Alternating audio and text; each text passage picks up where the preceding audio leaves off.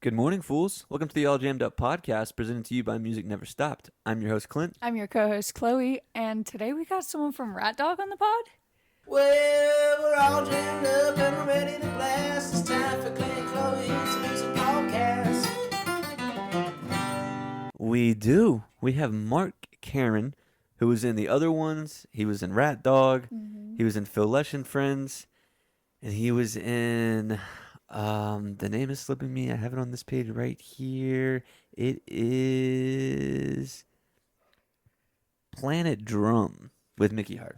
There we go. I couldn't remember it. But yeah, really cool interview. Kind of perfect timing too. One of Mark's, I think it might be like a publicist or something of his, reached out to me, asked if I had any interest in interviewing him, and anyone in that who's like really lived in that Grateful Dead sphere, the answer is always going to be yes. Yeah, absolutely. And it kind of worked out perfectly with timing, you know, with the passing of Bob Weir.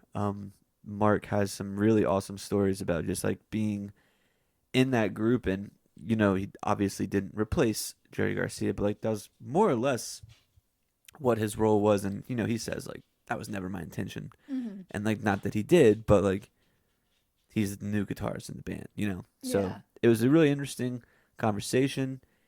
He really gave me some like advice too. I felt like I asked him about like some shows that stuck out or like some venues that stuck out, and I don't want to ruin it, but just kind of like being in the moment and just like realizing what you're doing is what you're doing, and just perform or just like do what you're doing. And I thought that was really cool. So I enjoyed that interview a lot. I think you guys will too. I don't really have much for the intro.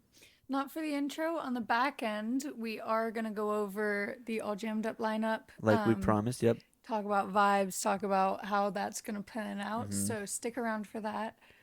Yeah, because tomorrow, if you're listening to this on Monday, January 19th, tomorrow is the 1-year anniversary of the first episode of All Jammed Up. So I thought no better way to do it than announce the lineup on that. So we'll talk about the All Jammed Up lineup. Kendall Street is in Brevard this weekend, so I kind of want to talk about that just because this month has been dead for shows, and I'm stoked for some live music. Agreed. So, yeah, a Grateful Dead, someone in the Grateful Dead sphere, you know, and there's not all that many left anymore. There's very so few of them around. So it's really awesome that we got to have somebody on. So let's go ahead and get right into it. Mark Karan. Honey, you're listening to some All Jammed Up. I'm doing okay. You know, we had a lot of rain for quite a while, and it's a sunny day, so I'm happy. There you go. And you're in California, right? Yeah, Marin County. Yeah. Okay, nice. Yeah, I live here in Asheville, North Carolina, and I woke up to snow on the ground this morning. So. Well, but I love your place too, man. And Asheville is one of my favorite places. So. Yeah, you guys just played the Grey Eagle not too long ago, right? Live Dead and Brothers. Yeah. Okay. And who's all in that project?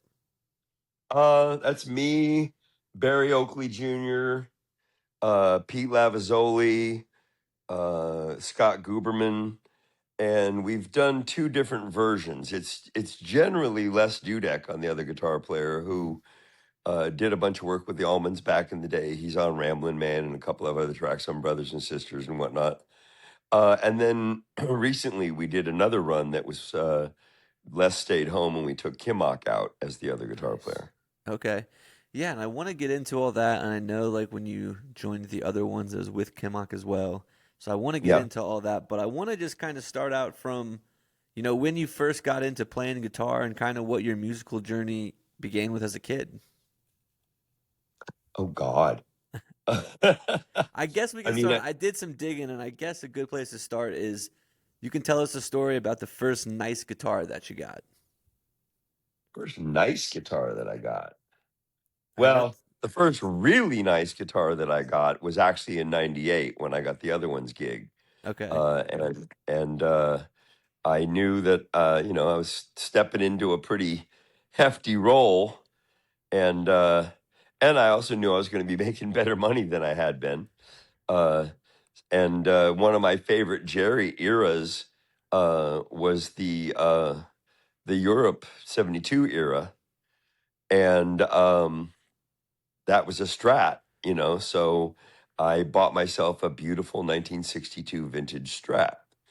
And prior to that, I hadn't really been able to afford a lot of vintage instruments. That's what I wanted. That's what I coveted. But I wasn't in a position to buy any of them. RatDog and the other ones changed that a bit for a period. And while I don't make that kind of money these days, I have a very nice stash of guitars from that era of my life. So I'm very happy about that. I read a story though online when doing some research that maybe your first guitar that you bought after painting your parents' wall or something you bought from somebody. Okay. Yeah. That's reasonable. Yeah. Um, my parents had just had me paint our living room. We live down around Half Moon Bay, for those of you that are familiar with Northern California. And and I spent all my free time in the city. I would hitchhike up to San Francisco and hang out in the Haight and go try to dig up a band in Golden Gate Park or whatever would happen to be happening. Um, and this little kid walks up, comes running up to me and goes, "Hey, mister, you want to buy a guitar?" And I was like, "Well, I mean, I was 13, I said, "I don't know. What do you got?" And he kind of takes me around the corner and he's got this old brown case. And I recognized what the old brown case was because I was familiar with vintage Gibsons. And he opens up and that brown case had that pink lining, and sitting in there was a 1952 Les Paul Gold Top. And I knew what that was. Vintage guitars weren't quite the rage and the expensive thing that they became later, but they were still well respected and pretty coveted. And I said, "Well, how much?" And he said, $50. And that was exactly the amount of money my parents had just paid me to paint their living room. So it was pretty amazing. And I knew it was hot. I mean, there's no way in hell it wasn't hot. Yeah. And I felt bad about that. And I felt terrible about whoever the person was that had lost their instrument. But I also knew that if I didn't buy that guitar, somebody else was going to. It wasn't going back to the owner. Yeah. And so I just Might thought, as well well, get it in good hands. yeah. I mean, the Somebody's thing gonna about use it, right? exactly, and the thing about those old 52s is, unlike later guitars, they didn't even have serial numbers. Hmm. So even if I'd wanted to try to find the original owner, it would have been a pretty interesting feat to try to figure out how to go about doing that. And But the really funny part of that story, I was such a hippie. The 63, so it was 1968. I mean, 13, so it was 1968. And so the first thing I did when I got it home was pull out the Jasco paint thinner, because what I saw was a guitar that had been around since 1952 with this weather checked, funky ass gold finish. And I thought the gold was garish and ugly anyway at the time. So I stripped the sucker down, melted all the binding around the edges, and completely nicked the value of the instrument. I had my girlfriend at the time, her sister was a painter, and she painted a beautiful hippie painting on the top of the guitar, but didn't do its value any good. and how long did you play that guitar for? Did you have it for a while? No, actually, I didn't. I had it for a little while, and then somebody that actually really knew what it was and what its value was, and it meant kind of more to them at that time than it really did to me. Offered me, I don't even remember what it was. It was, maybe three times what I'd paid for it, $150 or something. Mm, But I knew he was going to deal with redoing the finish and really wanted the guitar, and it just kind of made more sense for me to get it to him. okay. And when you got that guitar, were you already like playing in a bunch of bands, or were you still kind of learning the guitar? Like, what was your relationship with music around that time, Well, 12, I was 13? I was certainly still learning at that age. I mean, hopefully I'm still learning at this Yeah. age, but definitely at that age I was still learning. And I was playing in bands, but definitely not a bunch of bands. I Yeah. mean, I've spent a good portion of my life being a sideman and playing guitar in a variety of different kind of band situations. Uh, so there have been lots of periods where I've been playing at any given moment with 6 or 8 different bands. But back then, it was pretty much one at a time. Okay. And then, so coming, that's, 12, 13, early teen years. When did you kind of shift into like being a professional musician? Like, what did that kind of look like for you? That's a good question. And I guess it sort of depends on how you define professional musician. I mean, my high school bands had done some gigs, so I guess we could be called professional musicians.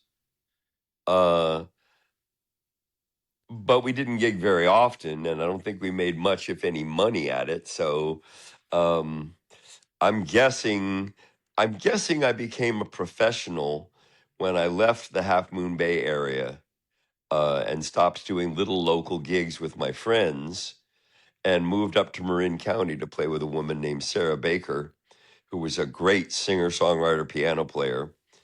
And she invited me to play in her band, and I threw everything I owned into my panel truck and moved up to Marin. And we played together for, gosh, I don't know, probably 4 or 5 years.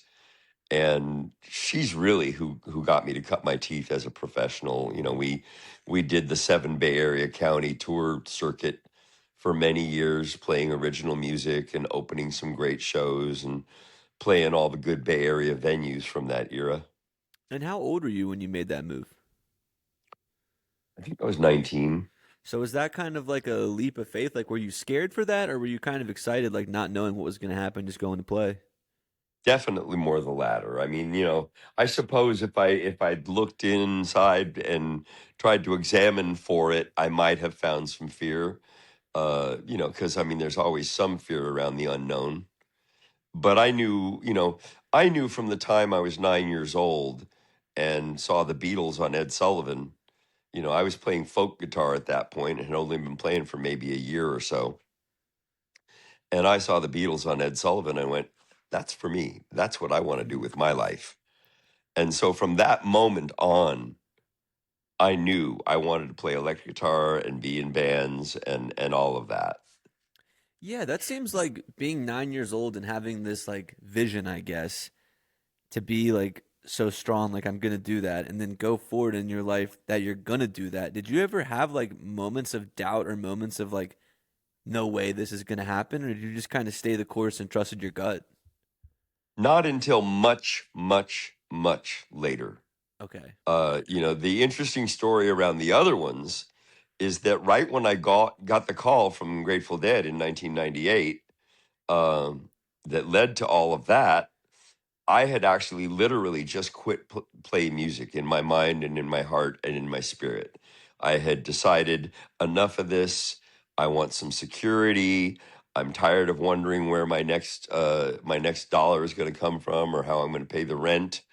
I'm 44 years old. Music is a young man's game. Blah blah blah. I had all kinds of conversations, and yeah, I was ready to give up. I was gonna go teach elementary school because I love kids, Hmm. and I figured I'd have a band on the weekends and it'd be fun, and I'd just leave it at that. And of course, the universe wasn't having it. Yeah, it works that way sometimes.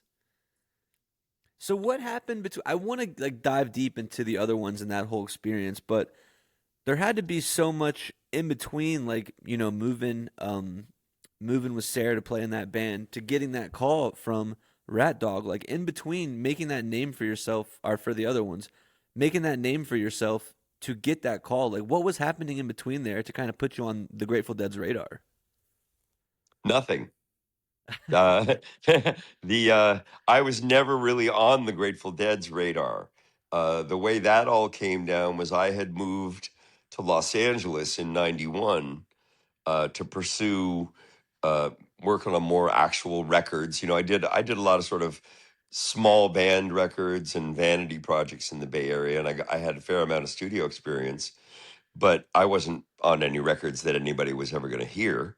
Hmm. And there wasn't enough studio work in the Bay Area to really keep me busy.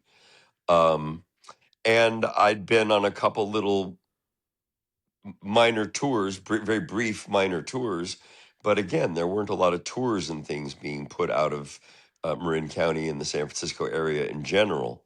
So I moved down to LA to get in the middle of it, to just, you know, and talk about being scared. I was terrified. I was like, there's, you know, 50,000 guitar players down there. How Yeah, am I going to it's stick out true. in that crowd, you know? What I found out pretty quickly was there's 50,000 guitar players out down there, but a good solid 40,000 of them show up drunk or late or don't learn the material or have crap gear or are annoying to be around. Yeah. So, if you can be a halfway decent human being and play the guitar and you're willing to hustle, you can kind of make it work. Yeah. And so I moved down there, and while I was down there and doing sessions and doing some gigs and whatnot, I met this guy named John Molo, and we did a bunch of gigs and a few sessions together, and we really liked each other, and he liked the way I played. So when he got asked to do the other ones, because Billy didn't want to do it, and the drums were going to be Mickey and Molo, all the boys asked Molo for some guitar player names because they'd had Jerry for the last whatever 30 plus years. They weren't collecting names and numbers of guitar players they might want to use someday. Yeah. So Molo threw my name and two other names into the hat, and I wound up walking away with the trophy, I guess. Yeah, so what was your prior to 98, what was your relationship with the Grateful Dead's music like? You mentioned that the Beatles, you saw them and that kind of did it for you. Were you playing a lot of Grateful Dead? Were you going to see the Grateful Dead, or was it kind of just an Well, opportunity? well, when I saw the Beatles, it was '64. I was 9 years old. Hmm. So the Dead wasn't really even Yeah. happening yet. Um, But by the time the early Haight-Ashbury scene was going, and some of those concerts in the park were happening, and early shows at the Fillmore and Matrix and Avalon and all that stuff were going on, I was a young teen, and myself and my friends were going to as many of those shows as we could.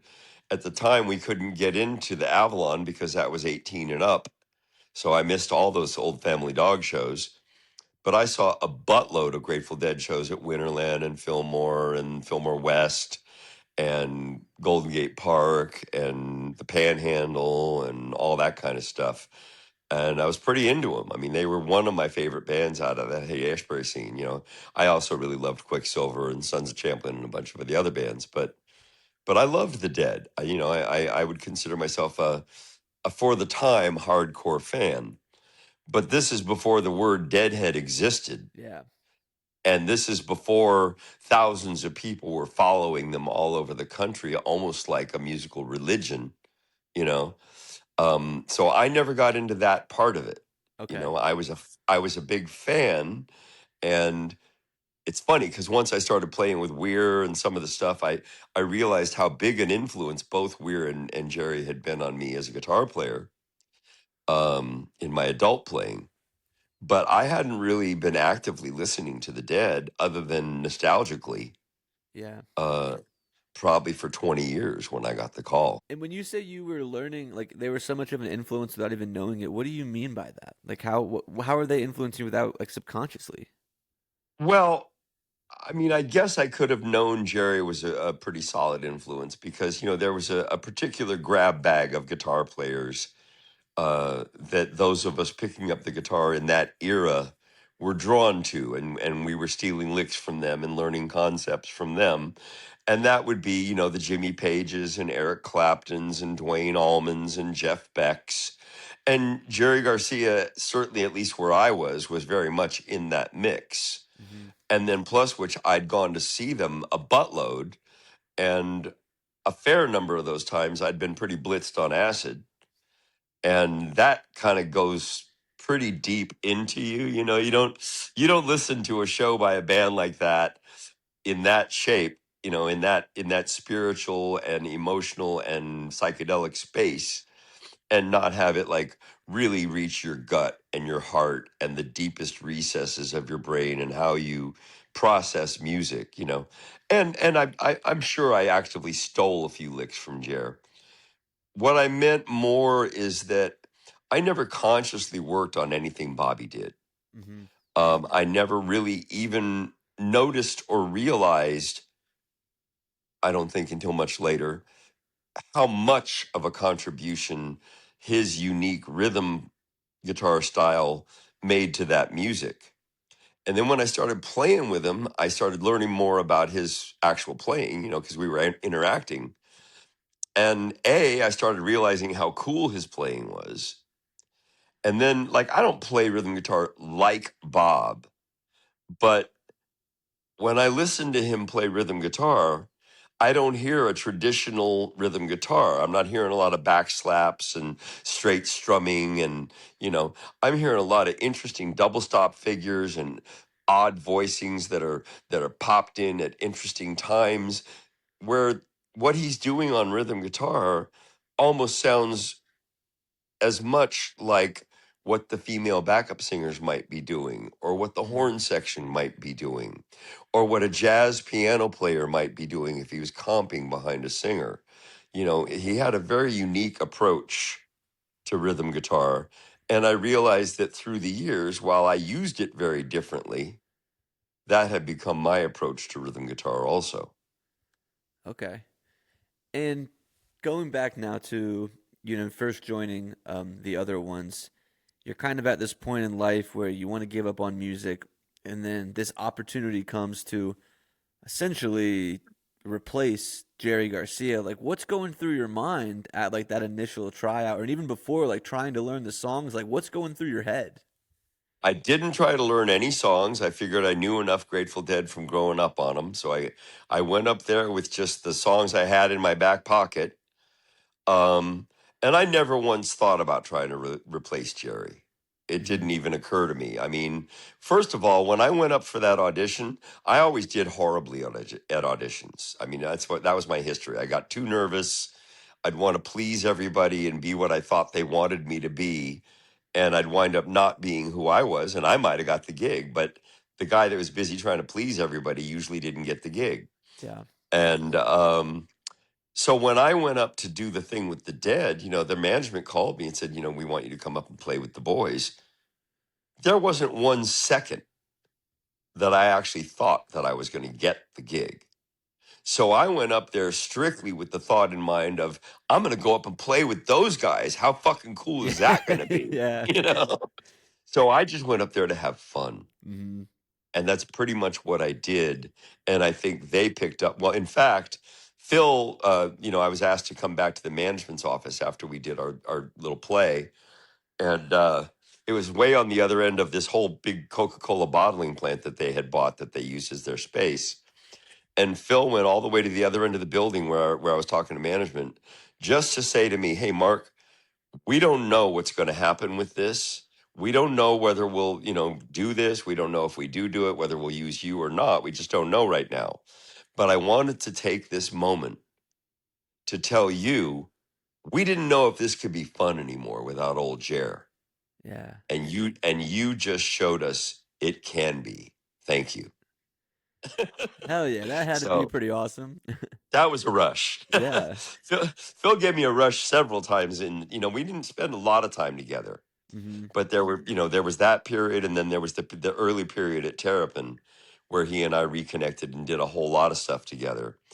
And on several occasions after playing at Terrapin with him, especially if we were playing Grateful Dead music, he came up to me afterwards and said, Mark, I got to tell you, I love playing Grateful Dead music with you because every time I do it, I hear something new in the music, and that's what this music is all about.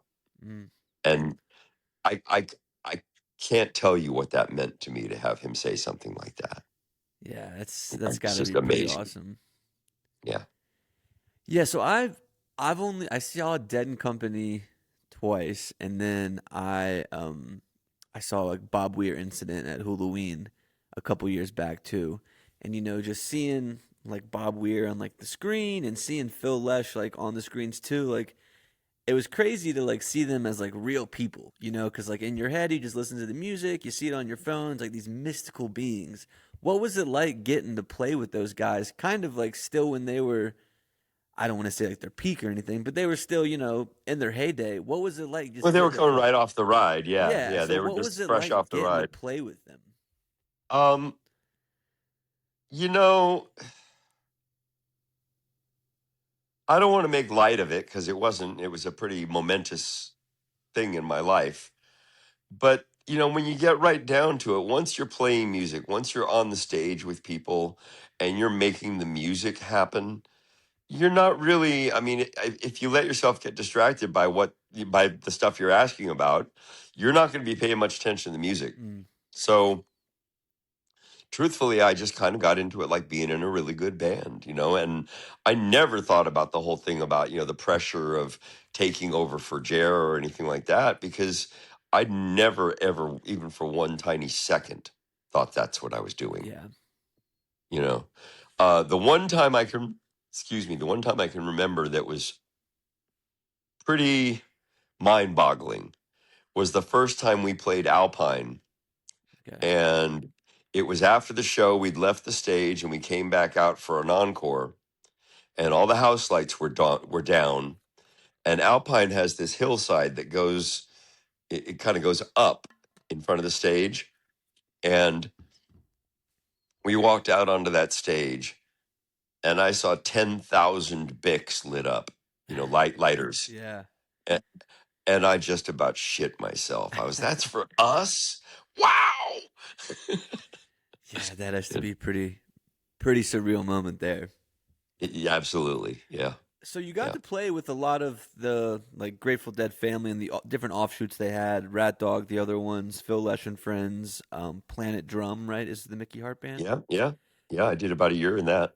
Did you have one that you seemed to really mesh the best in, or one that you enjoyed playing in the most? Maybe you had like more freedom on stage. Like, was there one that just really resonated Yeah. with you? Rat dog. RatDog. Yeah. Bob was kind of a great leader in the way that he wasn't a leader. Mm-hmm. There wasn't a whole lot of, I mean, he was a leader, but there wasn't a whole lot of direction. Do this, do that, do it this way. You're doing it wrong. Blah, blah, blah, blah. I never really got any real guidance. I don't think any of us got any real guidance from Bob. It was more, here's the music. What are you going to do with it? Yeah. You know, and that was the deal. But to be honest, I mean, I got a lot of permission in that band because I was in that band for 15 years solid without a Yeah. break. Well, except when I got sick that one year in 2007. But other than that, I was in that band solid for 15 years. And so it felt like an old pair of shoes. It was comfortable. I knew I was loved. I knew I belonged. I knew I could do whatever I wanted to do. There was just an enormous amount of musical and personal permission. Mm-hmm. But the truth is, all of those bands, the whole ethos of those players are, it is about being true to your heart and your spirit, and play what you love, play what you want to play, don't trip too hard. Yeah. And then, so the Grateful Dead era of you playing with all these projects, when does that end? When did you kind of those projects ended, or maybe you stepped away from them? Well, I didn't step away from anything by any kind of conscious choice on my part. The other ones just ended. Yeah. We did the 98 tour and we did the 2000 tour, and Phil didn't do the 2000. Alfonso Johnson stepped in on bass. And after that tour, I don't think the other ones ever happened again. There was a couple of gigs right around the family union in Alpine where they started calling what became the Dead. Mm-hmm. They called it the other ones for the first couple of shows, but that had pretty much nothing to do with the earlier version. That was Warren and Jimmy and all that stuff. Okay. Um, so to answer your question, um, I guess my last official gig with anybody from that scene was when RatDog ended. Okay. Which was, we stopped touring in 2010, and then we opened the Sweetwater and TRI with an Everybody Present reunion show in 2012, and then that was the last time I ever played with RatDog in any formulation. Kimmock went out with them once in 2014, and that was pretty much the end of RatDog. Okay. And so that was the end of my, I'm a member of a Grateful Dead band of some sort. Yeah. I did a lot of work with Phil after that. Not much with Bobby. Post Rat Dog, it's funny. I love Bob, and we had a lot of years together. And when Rat Dog ended, for whatever reason, our time together seemed to just pretty much end. Mm-hmm. And then what happens for you after that? Like, coming out of this like Grateful Dead world, just probably playing so much of the Grateful Dead music, was it time for you to find like a new project or away from the Grateful Dead, or did you kind of want to stick in this sphere of the Dead? Like, what were you planning as your next project? Um, I've always been open to playing Grateful Dead music, in my post Grateful Dead era. I love that music. Um, but playing that music with those guys is a very different experience for me Hmm. than playing Grateful Dead music with any version of a Grateful Dead cover band. Even a really, really great one doesn't feel like playing with Bob and Phil and Mickey and Billy and Brucey and Jeff and all the people. Yeah, uh, there's an authenticity there that happens, and I hate to say this, but it's kind of true. Sort of an insider's way of relating to the music. That I don't know that you really get without playing with those guys for an extended period. Um, So to answer your question, I've always stayed open to playing Grateful Dead music, but I've always loved a lot of music. I know a lot of Deadheads choose not to really listen to a heck of a lot besides the Grateful Dead. Personally, that always frustrates me yeah, because the Grateful Dead obviously listened to hundreds, maybe thousands of different bands and musicians and composers. They had a totally open mind musically, and they sought out music in all kinds of different corners and crevices, and that's more me. I'm eclectic as hell. And so yes, I love playing Dead music, but I love playing indie, good indie rock that appeals to me. I like playing old blues and R&B. I love Americana songs and singer-songwriter stuff.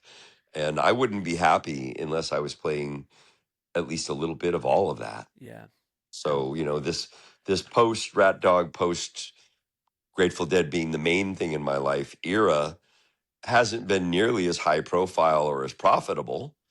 Um, but I continue to make really good music with in a lot of different factions. I've been touring the last couple of years with a band called the Gilmore Project and another one called Live Dead and Brothers. Gilmore Project is Floyd stuff, and Live Dead and Brothers is Allman Brothers and Dead kind of mashed up. hmm, And it's really good players, and it's kept me on the road. It keeps me out in the touring world. And I recently started touring with Dave Alvin from the Blasters, who's doing a new improvisationally based thing called The Third Mind that I'm hopelessly in love with. yeah, We don't play nearly enough, but I'm really loving it. And then I've got Mark Heron's Buds, which is my thing, doing my original music and some Dead and some well-known covers and some I'm always looking for covers that people are not familiar with so I can turn somebody on to something new. And sometimes I think it shoots me in the foot because the truth is a lot of audiences want to hear what they're familiar with. yeah. But I want to hip them to something they haven't heard before. Yeah, I was looking at, I don't know if it was your website or wherever. I was doing some research before this, and it said a song that you cover a lot is "You Can Stay" by Johnny Guitar Watson. Yeah, I've absolutely. done over 100 interviews on this podcast now, and I've never got to talk about Johnny Guitar Watson, and I love listening to that guy. I got a couple of his records. He's got Oh some great yeah. songs. And he had almost two distinct careers. In the 50s, he was a classic blues man Hmm. playing great blues and writing great blues songs. And it was pretty straight up. And then in the 70s, he kind of turned into super pimp Yeah, that's doing the one this I know. outrageous funk, Yeah. and that shit, that's just wonderful stuff. Yeah. That's your wife on the back of my horse. Oh, Gangster of Love. Yeah. Yeah, yeah, yeah. Such a fun. I didn't know he had the blues stuff in the 50s. I just knew the 70s. I think my grandpa maybe gave me one of his records and then I went out and bought another one. Well, go out and dig up some of the early stuff. You'll be amazed at how different it is. What is some of that other stuff that we talked a lot about the Grateful Dead, but you mentioned putting on the audience to some new covers and stuff. What are some of those other guys that you really really admire musically or like to play that maybe might surprise people? Well, I mean, I like a lot of the old 70s singer-songwriters, Hmm. Townes Van Zandt and people like that. That whole genre really appeals to me because the songwriting is just so deep and Yeah. heartfelt and creative, and so it really touches me. And then, Daniel Lanois is an artist artist and producer that not that many people are familiar with. I mean, he's certainly successful, but he's not a household name. And I like doing some of his material. Um, I might take a band like The Band even, Hmm. but I might choose to do a song that nobody really remembers, Yeah. as opposed to yet another version of Up on Cripple Creek, Hmm. that every cover band in the world does. Um, and I'm trying to think, it's funny. It's just like when I'm playing. Whenever anybody asks me to come up with a song on the spot and I don't have a list or my iPad in front of me, I'm like a deer in the headlights and I blank and I know hundreds of songs and all of a sudden I can't think of a single one, you Yeah, know. it's hard to do. So when you ask me this, that's it. I mean, I could look at my song list and go, oh yeah, this. But the truth is I'm having a hard time coming up with examples off the top of my head. Well, I'm gonna put you on the spot one more time. What about the flip side? Like, who is playing today that is catching your ear, and like maybe you want to go catch one of their live shows, but somebody kind of newer on the scene that you're really starting to like? That's actually an easy one for me. My favorite band, and there's a bunch that I really like. Don't get me wrong, but my clear winner in the favorites category these days is uh, Tedeschi Trucks. Okay, yeah, I haven't seen them. I'd really like to see Oh them. God, do yourself a favor, go. Yeah, I It's watch. it's so good. I feel like whenever I'm on YouTube and like I can't really find anything to watch, I'm like, just put on a live show with them. It'll be good. I mean, Derek to me is, if not I think it's hard to say the best. How do you Yeah, say the best about anything? Um, but if I had to say the best, I would say Derek is the best of the younger current crop of at the top of it all rock star guitar players. I mean, his approach to guitar playing, the way he incorporates Indian classical music into the blues, his touch, his tone, his choice of notes, his obvious authenticity and passion for what he does, it's just infectious. And then Susan is just, I mean, she's a great guitar player in her own right. yeah, And she's such a great soulful singer. And they've put together a band that's just crazy good. I mean, they're all incredibly accomplished players, but there's this, and it's really tight and rehearsed, but there's also this really relaxed, we love this and we're having fun vibe that permeates it. It's not like we're a band and we're well rehearsed and we're taking it damn seriously. yeah, You know, they're having a ball. yeah. Yeah, man, I definitely gotta find some time and go check them out. I don't think they came through Asheville last year, but I'll have to keep an eye out. Well, you know the deal. You don't find time, you make it. There you go. I like that. I know you've played a pretty uh solid listing of venues all across the country, and saw the Ryman, the Fillmore, Radio City Hall, Red Rocks. I'm sure I'm missing a few, but some of these iconic venues, is there a story or a show from one of these that just really sticks out to you as significant throughout your life? You're going to hate this, but not really. Um, It's all right. I mean, the experience of playing those places sticks out. Hmm.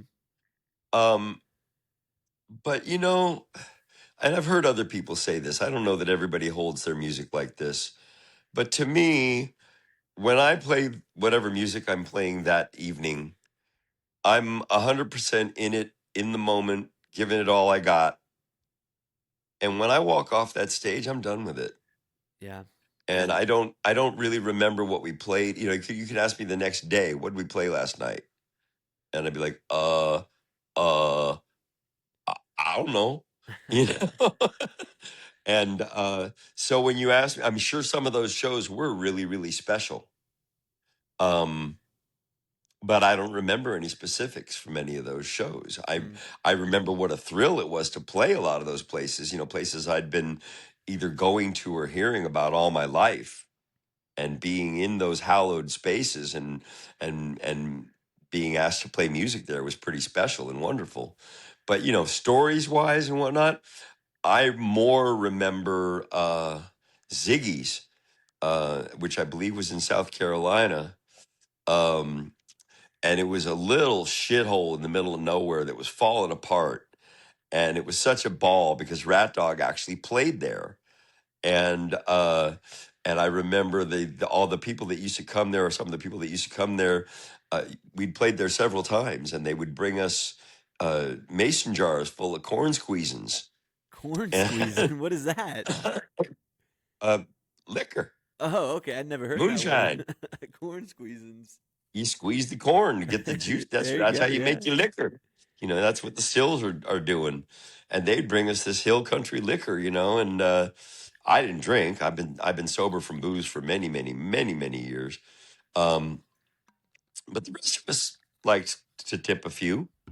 And I particularly remember the chief, Bobby, and AJ, his guitar tech and a dear friend, getting into the squeezins pretty good one night. And we wound up doing George Jones' "White Lightning." I don't know if you're familiar with that song, but it's a song all about corn squeezins. Okay.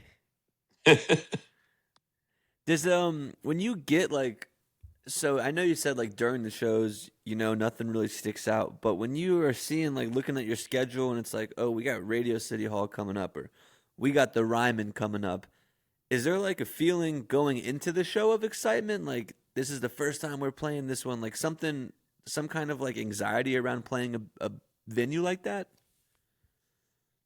There really wasn't, I mean, I don't remember what year the Radio City was, but I think we did that with String Cheese, Mm-hmm. and it was a sold out night. But the thing was, at that point, we were playing lots of really cool venues. Yeah. And I think one of the survival tactics that I used, and maybe still use to this day, uh, is I just kind of put everything on the same level. Mm-hmm. It's all just music. It's Yeah. all just a gig. It's all just music. Let's go in and do what we do. And we know we do that good, and we know we'll have fun. Okay. With Bobby passing away, a week and a half ago, not even a week and a half ago. Not even, yeah, yeah. Do you just have maybe like your favorite Bobby memory or favorite Bobby story you could share with us? Hmm. Yeah, I've told this story a couple of times since Bob passed. I don't know that it's a favorite story, but it's a story that really says a lot about Weir and passing through life too. Mm-hmm.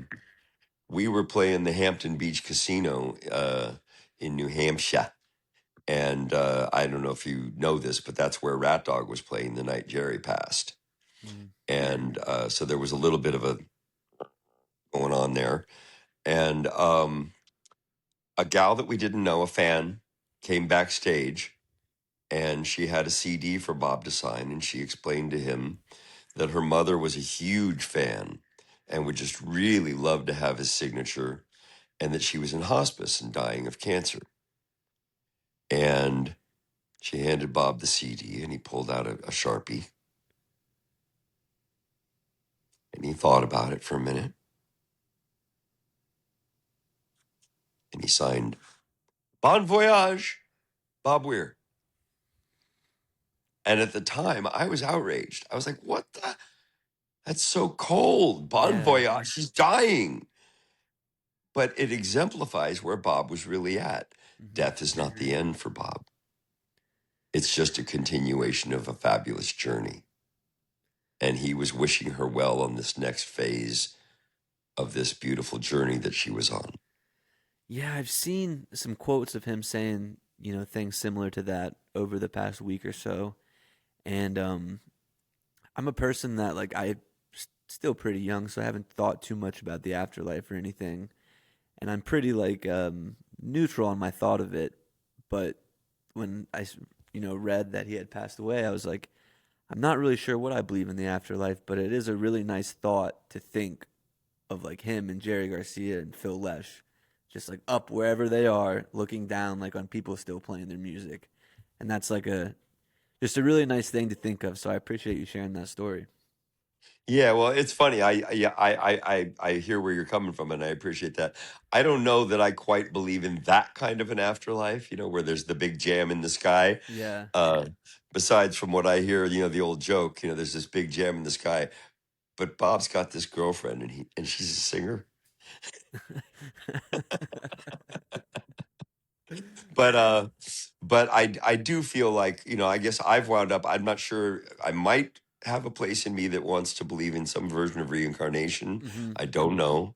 But I definitely do believe that some sort of essence of us as beings, an energetic, spiritual, if you will, presence continues on. Yeah. And I don't know if it goes into a big ocean of energy and we all become one, or if there's some continuation of our individuality. But I do believe somehow that we all go on and that we're all connected. Yeah. It's definitely a nice thing to hope for. Yeah, exactly. Exactly. Well, Mark, man, we're coming up on our time. This has been a blast, and I appreciate you taking some time to, tell us some stories. And before we let you go, I just want to know what's next for Mark. What happens next going forward for you, man? Well, I'm getting around to finally releasing my second record, which has been a long time in the making, kind of an outrageously long time, but I see light at the end of the tunnel, so that'll be happening probably later this year. Okay. And I mentioned The Third Mind with Dave Alvin. That's I'm loving touring with that band, and we're actually getting out into the world a little bit in March, which is nice. Most of what we've done up till now has been West Coast. So I'm really looking forward to that tour work. And then I mentioned Gilmore Project and Live Dead and Brothers. Hmm. I'll continue to be touring all over the country with those bands.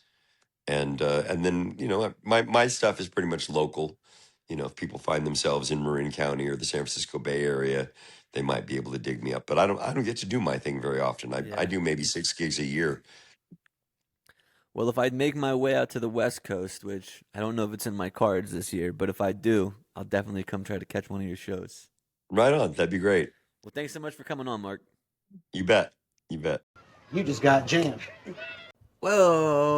Welcome back Oh. from that interview with Mark. New tone to the welcome back. Yeah, no, you got to mix it up sometimes. Great Ooh, interview juice though. on He had some awesome. You haven't listened to that one yet, I have you? haven't, no. That's the thing with We these need virtual. to get me little headphones. We can get you. I can get you in on the virtual ones, but I just usually schedule them when you're at work. Yeah, it makes the most sense. Yeah, because we like to have our afternoons together if Mm-hmm. you're not working. But yeah, so the virtual interviews, little insight.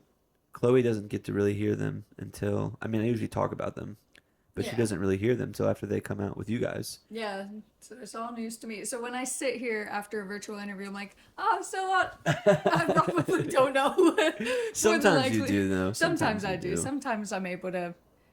There was a while where you weren't doing headphones, I think, or something. I was able to hear a couple of them, but Yeah, and sometimes you'll hear the conversation, so you can, or like my end of the conversation. But Yeah. that one was a very, sometimes the interviews are very interviewee, and sometimes they're very conversational. And that was definitely more of an interviewee one. And he had some awesome stories. He was a good storyteller. And it wasn't all just Grateful Dead that was cool. He had his own stories that were interesting. yeah. And I was really, really pleased with that interview. Hope you guys enjoyed it too. Nice. But I guess so. We'll talk about the Kendall Street show, and that'll lead us into the All Jammed Up. Okay. Kendall Street's in Brevard this week, on Saturday. I guess that's the big thing. I'm just excited. I love to see Kendall Street, and I haven't seen live music in what feels like a year. Genuinely, we haven't been to a show in over a month at this We saw point. Clouds of Delusion, and that was it, really. But like even talking big shows, like Yeah. when is the last actual show we have been to that wasn't a local band? Fireside. Yeah, that's true. Fireside, yeah. That was the last one. Yeah. Yeah, so I'm excited. I'm excited to boogie. Kendall Street is always going to And be that's such a good time. The last day of my 10 days working. I'm on a 10-day like Nice. work spell right now, and that's Yeah. Saturday would be my last day of that. Oh, baby, we'll party because I think I have Sunday off with you, don't I? Yeah, the only thing is in Brevard, so we have Yeah. to figure out how to be responsible. Yeah, that is true. I guess we could bring the party back to the house. Could do. AKA just probably get home and Go to bed. smoke Get and watch cookout. something on YouTube. Yeah. It's a party for us. Yeah, so All Jammed Up is the lineup will be out announced tomorrow with Yes, the cool this poster is- that I made. I if- made the poster, If pretty you're happy with listening it. to it right now, this is your sneak peek. You are hearing before the rest of the world hears the release. This Yeah. comes out Monday, that comes out Tuesday. And the poster looks good. I think I did a The good job. poster is No awesome. AI. No AI, because fuck that. We got Canva Pro here.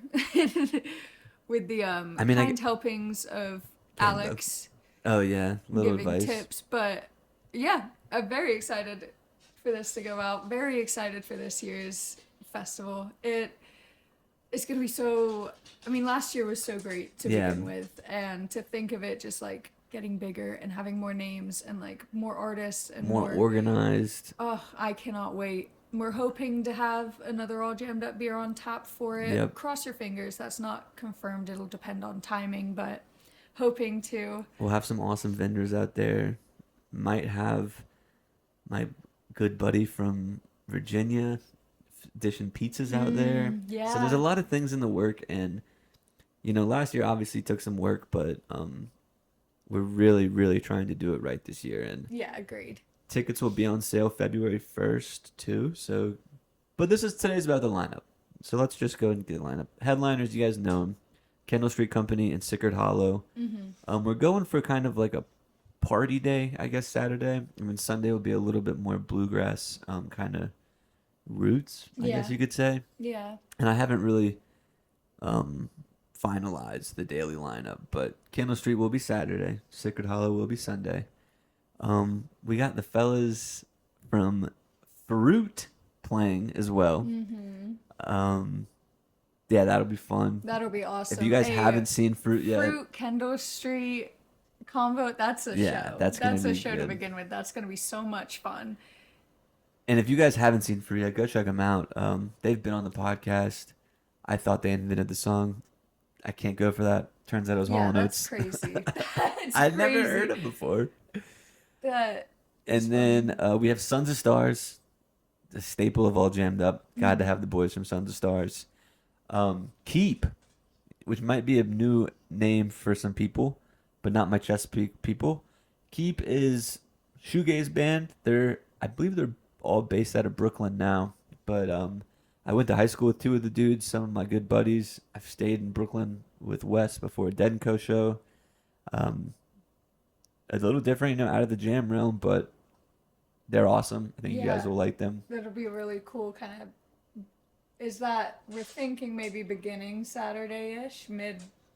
Yeah, so this is the lineup what's confirmed right now. I plan to add a couple more Yeah. acts to it, but I need to sell some tickets before I can give myself too big of a hole here. Yeah. But so Keep and then Shed Bugs, they played last year too, Asheville guys. They are, jam. They have a lot of their originals. They do some Fish songs. They do some Dead tunes. Super funky, super fun guys. Funky is a good word to describe them. Yeah, they're Yeah. awesome. So they'll They be like great. to play around, and that's always fun to watch. Strictly Liquid, another band out of Asheville that I'm Mm-hmm. sure a lot of you guys know. We actually just interviewed Jesse from the band today. That episode will go out Thursday in preparation for their new album coming out soon. So that would be a good one. Fosmelly is a band. They're from Nashville. Homies with Levi, who's in the band. They're kind of like an Americana band. So that one will be cool, It's a lot of Asheville in the lineup, but wanted to mix it up with some out-of-state people too, so Fosmelly is a good addition. Pickety Split, another... Yeah, stop, dude. Yeah, it's crazy. Pickety Split, another band they played last year. Awesome bluegrass.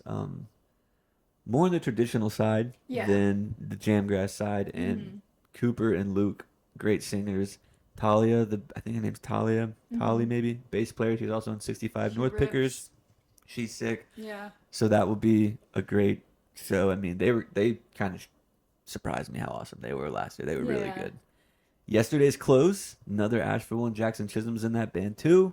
Kind of like alternative punk rock, I guess. Not really Yeah, punk rock. not really punk rock. Alternative rock. Alternative, yeah. They're fun though. Indie, sad boy, kind Yeah. of fun. Yeah, they're good.